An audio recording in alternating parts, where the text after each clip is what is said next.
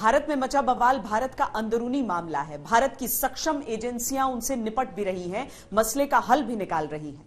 लेकिन ऐसे में कई मुस्लिम देश इस मामले में कूद पड़े हैं। मुस्लिम देशों से आने वाली प्रतिक्रियाएं हैरान करने वाली हैं।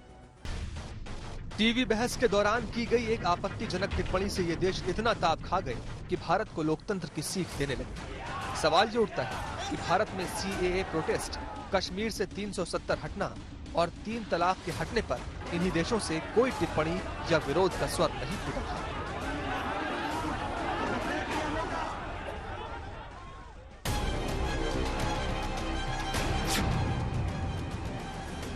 हैरानी तब होती है जब 17 लाख की कुल आबादी वाला देश बहरीन भी भारत को लोकतंत्र सिखाने की कोशिश कर रहा है, जबकि खुद उसके यहाँ लोकतंत्र है ही नहीं।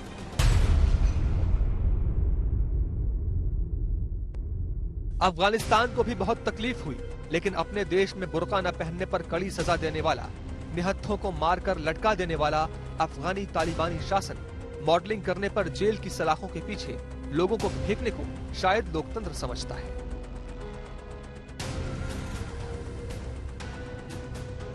जहां तक इस्लामिक देशों की बात है तो वो उस मामले को किसी देश का आंतरिक मामला कहकर के टाल देते हैं। हमारे देश में भी जब कोई इस तरह की घटना होती है, देखिए लिंचिंग की घटनाएं हो रही थी या और घटनाएं हो रही थी, CAA का मुद्दा था, जब मुस्लिम समाज जो है काफ़ी उद्दलित था, तब किसी इस्लामिक देश ने जो है इस पर कोई एतराज़ नहीं दिया, ना कोई प्रतिक्रिया दी, क्यों उनको लगा भारत का अपना मामला है। यहाँ तक कि 370 का भी मुद्दा हुआ तब भी उनको कोई प्रतिक्रिया नहीं आई। पैगम्बर का मसला जो है ये उनके सीधे सीधे उनके धर्म से जुड़ा हुआ है, और जो इस्लामिक मुल्क हैं उनकी बुनियादी धर्म पर है, वो दे आर इस्लामिक नेशंस, वो अपना हर राष्ट्र के नाम के साथ इस्लामिक शब्द जुड़ा हुआ है।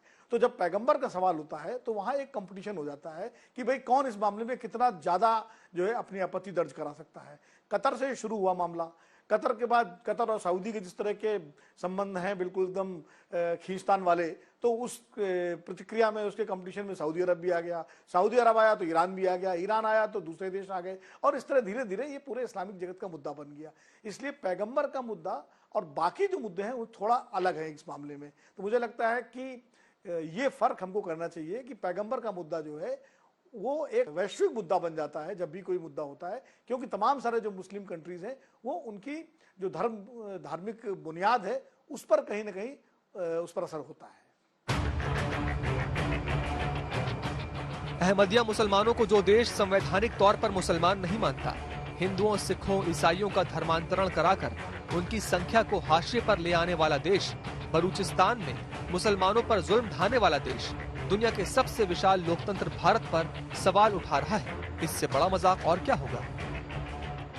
पाकिस्तान में अल्पसंख्यकों पर जो अत्याचार होते हैं उस पर कोई रिएक्शन क्यों नहीं होता? तो आमतौर पर पाकिस्तान का रिकॉर्ड ही इस मामले में बहुत खराब है अल्पसंख्यकों के मामले में, और उस पर कई बार संयुक्त राष्ट्र संघ में भी चिंता व्यक्त की जा चुकी है।